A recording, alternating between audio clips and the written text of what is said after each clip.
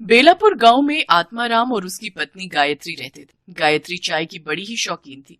जैसे ही बारिश का मौसम आता तब तो वो बस हर वक्त चाय की रट लगाती रहती। उसका पति आत्माराम मेहनत मजदूरी करके कुछ पैसे कमाता था। गायत्री घर संभालती थी, लेकिन वो चाय की इतनी शौकीन थी कि घर में राशन हो ना हो, लेकिन चाय बनाने का हर सामान हर पल उसके घर में रहता था। उसके पति को जब भी मजदूरी मिलती तो वो उसमें से राशन के साथ साथ अपनी चाय पत्ती और चीनी एडवांस में हिलाकर रख लेती। इतना सारा चाय बनाने का सामान फिर ले आई? अरे चाय की दुकान खोलने का इरादा है क्या? वाह मेरे पति देव, क्या आइडिया दिया है। ऐसा क्या कह दिया मैंने? वो तो तुम्हें सुबह ही पता चलेगा। गायत्री के पास एक पुराना टेबल था। अगले दिन सुबह उसने उस टेबल पर चाय की दुकान लगाने का फैसला किया। वो अपने उस टेबल को घर के बाहर ले आई और उस पर चाय बनाने का सामान रख दिया। मॉनसून का समय था, जिससे मौसम काफी सुहाना हो रखा था। चाय ले लो, सिर्फ 5 रुपए में चाय। आओ आओ, इस सुहाने मौसम में चाय का मजा लो। कुछ ही देर में उसके पास चाय पीने के लिए लोग आने लगे। ठंडी ठंडी हवा, मॉनसून का महीना, सुहाना मौसम और ऊपर से अदरक, इलायची, मसालों वाली चाय। बहन जी, एक कप मुझे भी देना। ऐसे ही देखते सुबह से दोपहर हो गई। आत्माराम गुस्से में बड़बड़ाता हुआ बाहर आया। सारा दिन बस लोगों को चाय ही पिलाती रहोगी या घर में खाना भी बनाओगी? हाँ तो कौन सी आफत आ रही है? दिख नहीं रहा बीवी बिजनेस कर रही है, खुद ही जाकर बना लो खाना। लेकिन मेरी माँ, बनाऊं किसमें? चूल्हा तो तुम हथिया कर बैठी हो। अरे हाँ, मैं तो भूल ही गई थी। अच्छा, आज मेरा काम का पहला दिन है, परेशान मत करो। खाना अब सीधा रात को ही खाना, तब तक इस चाय से ही काम चलाओ। लो, एक कप चाय पियो। नहीं पीनी है तुम्हारी चाय। हे भगवान, मैं क्या करूं इस औरत का? काश कि कोई चाय देने वाला पेड़ होता जो सारा दिन बस चाय ही देता रहता। शाम को जब ग्राहक आने बंद हो गए तो गायत्री ने चूल्हा अंदर ले जाकर रख दिया और उसमें खाना बनाने लगी। साथ ही उसने चाय के पतीले में बची हुई थोड़ी सी चाय को अपने घर के आंगन में लगे पेड़ की जड़ों में डाल दिया। सुबह जब गायत्री आंगन में झाड़ू लगा रही थी तो उसकी नजर उस पेड़ पर गई। अरे, एक रात में इस पेड़ पर इतने फल कैसे लग गए? कल रात तक तो इसमें कुछ भी नहीं था। तभी वहाँ आत्माराम भी आ गया। हाँ, इसमें तो बहुत सारे फल लगे हैं, चलो एक तोड़ कर देखते हैं।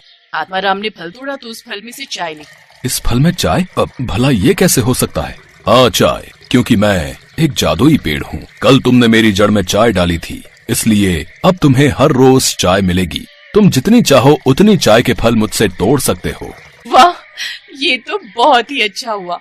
अब हम बिना लागत लगाए ही लोगों को मुफ्त की चाय बेचेंगे और खूब मुनाफा कमाएंगे। अच्छा सुनिए जी, ग्राहक आते ही होंगे। तुम जल्दी से इन फलों से चाय निकाल कर केटल में डालो ताकि मैं उन्हें बेच सकूं। उन्होंने जल्दी से केटल में चाय भरी और फिर गायत्री उसे अपना टेबल लगाकर बेचने लगी। गायत्री बहन, आज तुम चाय चूल्हे पे नहीं बना रही? इस केटल में तो ठंडी होगी ना? नहीं भाई साहब, चाय एकदम गर्म है, बस अभी चूल्हे से उतार कर लाई हूँ। इस चाय में बड़ा ही स्वादिष्ट स्वाद है भाई, है? अब गायत्री के ग्राहक और भी बढ़ गए, क्योंकि जो स्वाद उस पेड़ की चाय का था वैसा स्वाद उन्हें और कहीं नहीं मिला। गायत्री अब खूब मुनाफा कमाने लगी। वो हर रोज सुबह फल तोड़ती और उसमें से चाय निकाल कर लोगों को बेचती।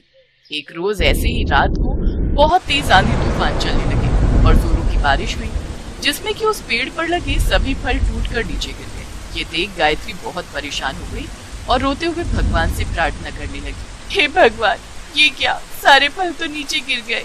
अब मैं अपने ग्राहकों को मुफ्त की चाय कैसे बेचूंगी? सोचा था अब हमारे अच्छे दिन आएंगे, अब हम कुछ बचत कर पाएंगे, लेकिन लगता है हमें फिर से दिहाड़ी मजदूरी करके जीवन काटना होगा। इसके बाद गायत्री उदास होकर दरवाजे पर ही बैठ गई और उसकी वहीं आंख लग गई। लेकिन अगली सुबह जब उसकी आंख खुली तो उसने देखा कि वो पेड़ फिर से पूरी तरह चाय के फलों से भरा पड़ा है। ये चमत्कार देख गायत्री और आत्माराम बहुत खुश हुए। फिर बारिश के मौसम में भी गायत्री तिरपाल लगाकर चाय बेचने लगी। अब तो भरी बारिश में भी लोग उनके यहाँ चाय का स्वाद चखने जरूर आते। उन्हें उस पेड़ की चाय की लत जो लग गई थी। आत्माराम ने भी अब मजदूरी छोड़ दी और वो भी अब अपनी पत्नी का हाथ बटाने लगा।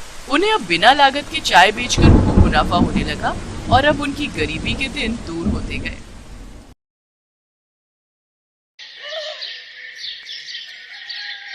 ये क्या माँ, तुमने तो कहा था कि आज तो मेरे लिए समोसे बनाओगी, लेकिन ये तो दलिया है। कहा तो था पर बेटा आज नहीं बना पाई, बस थोड़े दिन ठहर जा, जैसे ही काम से एक दिन की भी छुट्टी मिलेगी मैं तेरे लिए बना दूंगी समोसे। ओफो माँ, ये क्या बात हुई? आज मेरा जन्मदिन है। मैंने सोचा था कि आज मजे से तुम्हारे हाथों के बने समोसे खाऊंगा, लेकिन मेरी तो किस्मत ही खराब है। अपने जन्मदिन पर भी मैं अपने मन की चीज नहीं खा सकता। ओहो, कितना गुस्सा करता है तू। अच्छा ठीक है, रुक अभी यहीं पर। अपने बेटे गोलू से इतना कहकर सुशीला अंदर कमरे में गई और फौरन ही एक 10 रुपए का नोट लेकर बाहर आ गई। उसने वो 10 रुपए का नोट गोलू को देते हुए कहा, अब ले, ये 10 रुपए ले जा और लालू चाचा की दुकान पर जाकर खा ले समोसे। नहीं माँ, मुझे तुम्हारे हाथों से बने समोसे खाने थे। लालू चाचा को समोसे बनाना आता ही कहाँ है? ना तो उनके आलू में वो स्वाद है और ना ही तुम्हारे समोसे जैसा करारापन होता है उनमें। तुम रहने ही दो, जब टाइम मिले तब बना देना मेरे लिए। और इतना कहकर गोलू घर से निकल गया। समोसे ना खा पाने की उदासी उसके चेहरे पर साफ दिखाई दे रही थी, जिसे देखकर सुशीला का मन भी उदास हो गया और वो मन ही मन सोचने लगी, हाय रे मेरी फूटी किस्मत, अपने बच्चे की इतनी सी ख्वाहिश भी पूरी नहीं कर सकी। अब नहीं, मैं गोलू को उसके जन्मदिन पर ऐसे उदास नहीं रहने दूंगी। मैं बनाऊंगी उसके लिए उसके मनपसंद समोसे। लेकिन काम पर भी तो जाना है, तो क्या हुआ? रोज तो टाइम से ही जाती हूँ, एक दिन थोड़ा देर से चलू जाऊंगी तो कौन सा आसमान टूट पड़ेगा। वैसे मालकिन बातें तो सुनाएंगी, लेकिन कोई बात नहीं, मैं सुन लूंगी। लेकिन अपने गोलू के चेहरे पर खुशी लाकर रहूंगी मैं। ऐसा सोचकर सुशीला फौरन समोसे बनाने में जुट गई। पहले वो बाजार जाकर समोसे बनाने का सामान लाई और फिर उसने फटाफट गर्मा गर्म समोसे बनाकर तैयार कर दिए। कुछ ही देर में गोलू घर वापस आ गया और अपनी माँ सुशीला से बोला, अरे माँ, तुम काम पर नहीं गई अब तक? और ये खुशबू, ये तो माँ तुमने समोसे बना दिए क्या? हाँ बना दिए, आजा खा ले जल्दी से। सुशीला की बात सुनते ही गोलू फटाक से हाथ मुंह धोकर समोसे खाने के लिए बैठ गया। लेकिन फिर जैसे ही उसने समोसे की प्लेट देखी तो सुशीला से बोला, माँ तुम भी आ जाओ। नहीं बेटा, तू आराम से खा, मुझे जाना है, पहले ही काफी देर हो गई है। अच्छा तो रुको, मैं तुम्हारे लिए समोसे बांध देता हूँ, काम से वक्त निकाल कर खा लेना। इतना कहकर गोलू रसोई की तरफ बढ़ गया, लेकिन उसे रसोई में एक भी समोसा नहीं मिला। और ऐसा इसलिए था क्योंकि सुशीला ने बस 2 ही समोसे बनाए थे, वो भी सिर्फ गोलू के लिए। असल में सुशीला के पास इससे ज्यादा समोसे बनाने के लिए ना तो समय था और ना ही पैसे। और ये बात समझने में गोलू को जरा भी देर नहीं लगी। अच्छा, तो माँ ने अपने लिए समोसे नहीं रखे। अब कोई बात नहीं, बाहर प्लेट में 2 समोसे तो हैं ही, एक माँ को बांध देता हूँ और एक मैं खा लेता हूँ। ऐसा सोचकर गोलू रसोई से बाहर आया, लेकिन तब तक सुशीला काम के लिए जा चुकी थी।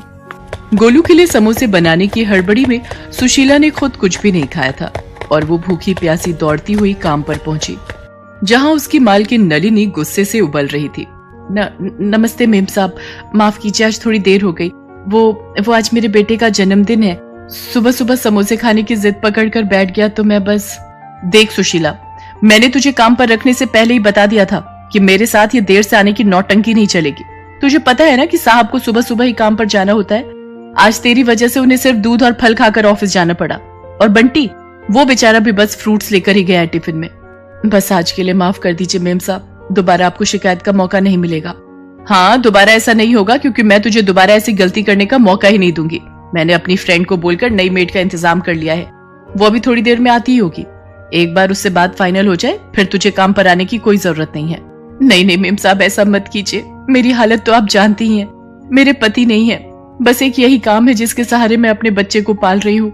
अगर ये काम भी छूट गया तो बड़ी मुसीबत हो जाएगी मेम साहब। रहने दे, तुम छोटे लोगों के ये सारे हथकंडे ना मैं अच्छे से जानती हूँ। वैसे तो बड़ा गरीब होने का नाटक करती है, लेकिन अपने बेटे की इच्छाएं पूरी करने के लिए खूब पैसे हैं तेरे पास। सुबह सुबह समोसे तल कर आ रही है और कहती है कि गरीब है। चल अब यहाँ खड़ी होकर और मेरा टाइम वेस्ट मत कर, जाकर काम निपटा। मैं उस नई मेड से बात करके बताती हूँ कि तुझे कब तक काम पर आना है। सुशीला नलिनी के सामने गिड़गिड़ाती रही, लेकिन नलिनी को उस पर तरस नहीं आया। वो हमेशा ही ऐसा करती थी और इसीलिए उसके यहाँ कोई काम वाली ज्यादा दिन टिक नहीं पाती थी। काम निपटा कर सुशीला घर वापस आ गई, जहाँ गोलू उसका बेसब्री से इंतजार कर रहा था। माँ, तुम आ गई? तुमने कुछ खाया तो नहीं होगा ना? आ जाओ, मैंने तुम्हारे लिए एक समोसा बचा कर रखा है। गोलू की बात सुनकर सुशीला की आंखों में आंसू आ गए। उसने फौरन आगे बढ़कर गोलू को अपने सीने से लगा लिया और रोते हुए उससे बोली, मुझे माफ कर दे मेरे बच्चे। मैं जानती हूँ कि मैं बिल्कुल भी अच्छी माँ नहीं हूँ। नहीं माँ, ऐसा मत बोलो, तुम बहुत अच्छी हो। और तुम्हें पता है तुम्हारी सबसे अच्छी बात क्या है? तुम्हारे ये समोसे। हाँ माँ, सच में। और इस बार जो चटनियाँ बनाई थी तुमने, आहा, मजा ही आ गया माँ। बिल्कुल चाट सी बन गई थी। हाँ, समोसा चाट। तुम रुको, मैं अभी तुम्हारे लिए वैसे ही समोसा चाट बनाकर लाता हूँ जैसे आज मैंने खाई थी। इतना कहकर गोलू सीधा रसोई में गया और फिर उसने बचे हुए एक समोसे को एक प्लेट में तोड़कर उस पर तीखी और मीठी चटनी डाल दी। फिर उस पर थोड़े से चने भी डाल दिए और फिर उसे लेकर सुशीला के पास गया। लो माँ, खाकर देखो इसे। अरे ये क्या हाल कर दिया तूने समोसे का? और ये चने कहाँ से लाया? पड़ोस वाली शांति चाची दे गई थी। उनके पास हमारी एक कटोरी थी ना, उसी में ये चने रखकर लाई थी। माँ, अब तुम ये सब बातें छोड़ो और ये समोसा चाट खाकर देखो। सुशीला गोलू की तरफ देखकर मुस्कुराई और फिर उसने समोसा चाट में से एक चम्मच चाट लेकर चखी और फिर गोलू से बोली, अरे वाह गोलू, तूने तो सचमुच में ही कमाल कर दिया। ये तो बहुत बढ़िया है, ले तू भी खा। सुशीला गोलू को खुश देखकर बहुत खुश थी।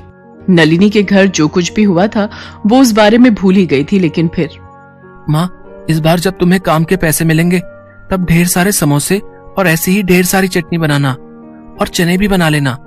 फिर मैं अपने सारे दोस्तों को ऐसी ही समोसा चाट खुद बनाकर खिलाऊंगा। गोलू की बात सुनकर सुशीला जैसे होश में आ गई और उसकी आंखों से आंसू बहने लगे। अरे माँ, तुम रो क्यों रही हो? क्या हुआ?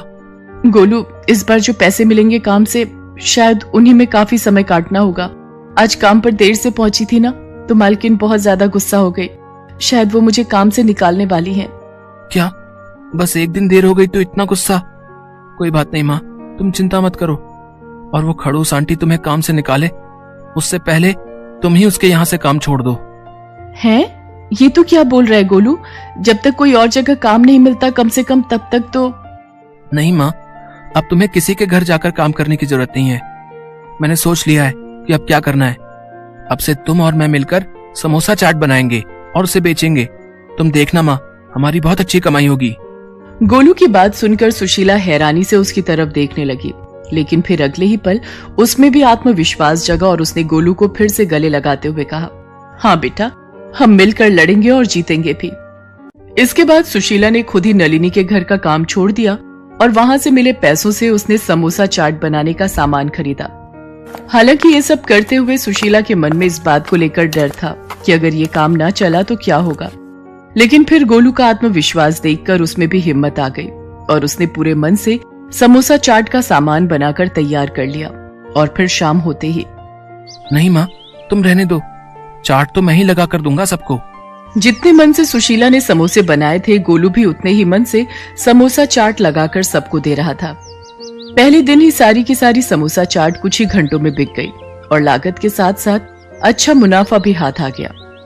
सुशीला और गोलू बहुत खुश थे।